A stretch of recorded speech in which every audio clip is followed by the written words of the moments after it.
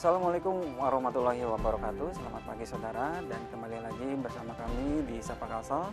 Dan pada pagi hari ini kita akan berbincang mengenai pengelolaan transportasi darat. Dan bersama kami sudah hadir Kepala Balai Pengelola Transportasi Darat, Bapak Ardono. Selamat pagi Bapak. Selamat pagi. Apa kabarnya pagi hari ini? Alhamdulillah. Iya Pak. Kita berbicara tentang persiapan arus mudik Pak, berkaitan juga dengan Balai Pengelolaan ini. Seperti apa Pak kalau dalam pengamatan Bapak hari ini? Baik. Masa angkutan lebaran tahun 2019 1440 Hijriah ini, sebagaimana lebaran sebelumnya, kami sebagai perwakilan pusat kepanjangan tangan dari Ditjen Perhubungan Darat, bertanggung jawab kelancaran di bidang transportasi darat, meliputi jalan raya dan angkutan sungai dan penyeberangan. Di situ kami tidak bekerja sendiri, koordinator bahkan oleh provinsi, sebagaimana ada SK dari Kementerian Perhubungan. Bapak Gubernur membentuk tim terpadu, koordinatornya dari Disub provinsi dengan stakeholder terkait, misalnya dari Polda, Ditlantasnya, dari PUPR ada B2 PJN, Balai Besar Pelaksana Jalan Nasional, dari pusat kami Balai Pengelola Transportasi Darat wilayah 15 Provinsi Kalsel, dan mungkin dari Dinas Kesehatan Provinsi. Nah, pada saat itu sesuai tupoksi masing-masing kami harus memberikan jaminan bahwa pada masa angkutan lebaran H-7 sampai H+7 tersebut, masyarakat yang berkegiatan mudik maupun balik terjamin keselamatannya, kelancarannya, keamanannya, dan kesehatannya, kenyamanannya. Itu.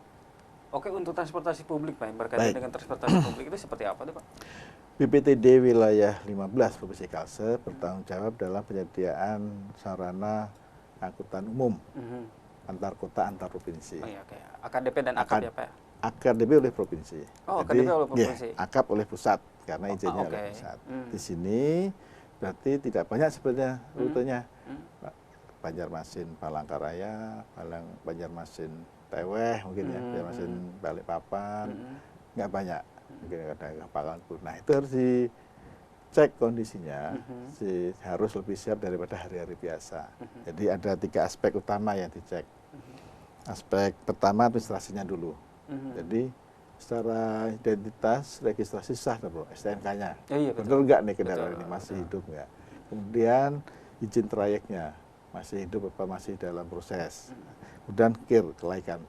Jadi teknis ini buktinya adalah buku KIR. Oh, buku KIR. Kemudian dari pengemudinya SIM-nya benar nggak? Kan nggak boleh sembarangan.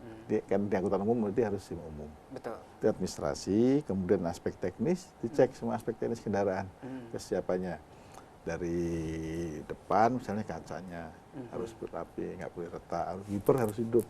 Oh karena iya, wiper bahaya kalau hujan. Iya, betul. Spion, sepele-sepele tapi harus ada. Kemudian hal-hal kecil tapi itu sangat diperhatikan ya Pak ya. Alat pemadam api ringan, mesin rem, buatan rem ada. Kemudian lampu sen kaca, mungkin ya. Lampu sen harus hidup. Lampu rem juga harus hidup. Lampu utama, lampu rem, lampu belakang, karena itu penting. Biar orang tahu. Karena kalau kita ngerem orang nggak tahu kan bahaya juga. Sodok dari belakang. Nah, yang meriksa tentu harus kompeten.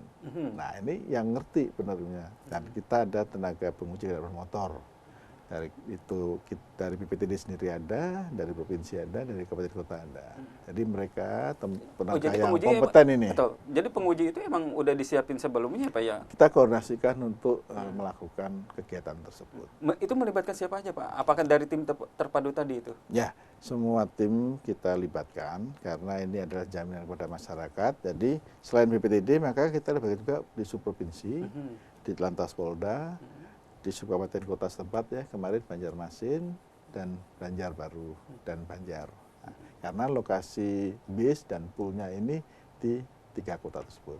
Nah, jadi lokasi kegiatan pemeriksaan di 3 tempat. Di Terminal PAL 6, di Terminal tipe B ya. Betul. Kemudian pool bis yang ada di kota Banjarmasin dan pool bis yang ada di Kabupaten Banjar. Kita jemput bola. Iya, jemput bola seperti itu. Itu tadi melibatkan Dinas Kesehatan. Itu Dinas Kesehatan sejauh mana Pak untuk peranannya Pak? Dinas Kesehatan sebenarnya di sebelumnya ya. Jadi itu sama bareng aspek kesehatan pengemudinya. Aspek Jadi kesehatan pengemudi bukan hanya harus punya SIM, tapi harus sehat juga. Betul. Karena selalu kita, dilakukan tes urin ya, kalau misalkan itu. Itu berarti yang dilakukan oleh Dinas Kesehatan juga ya Pak ya? kami belum melihat itu, tapi itu adalah salah satu yang sudah dilakukan seperti itu.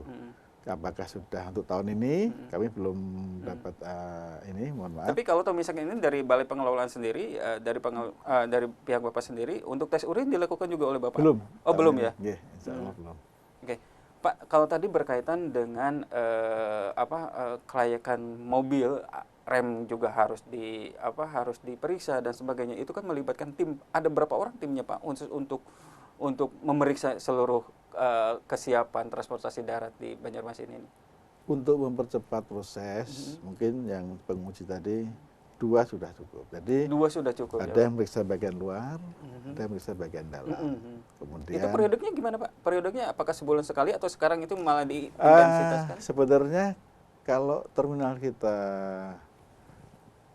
beroperasi optimal, itu tiap hari, hampir tiap hari. Oh betul. Karena dia masuk kan. Iya betul. Kurang Mereka masuknya istirahat, jelas, betul. ketika menunggu itu teman-teman penguji bisa lakukan pemeriksaan. Nah kalau sudah rutin mungkin dengan diketahui kekurangannya apa, tidak harus tiap hari, mungkin seminggu sekali. Nah ini menjelang angkutan lebaran harus benar-benar siap. Betul. Nah, ini makanya dilakukan karena selama ini 5 hari kemarin. Ya betul. Karena ini selalu karena ini berkaitan langsung dengan masyarakat umum yang sekarang menjadi konsentrasinya itu di perpindahan warga itu ya Pak ya, untuk arus mudik ya. Kemarin 5 hari Pak, sebelum pelaksanaan masa angkutan lebaran. Jadi tanggal 22 Mei sampai 27, 6 hari. Rebo sampai Senin. Targetnya itu berdasarkan kondisi real di lapangan. Dalam arti gini, perusahaan angkutan umum itu kan pasti terdaftar di kita. Berapa armadanya ada di kita. Di catatan kami dan Organda semua sepakat dengan PO yang tercatat masih 162 armada.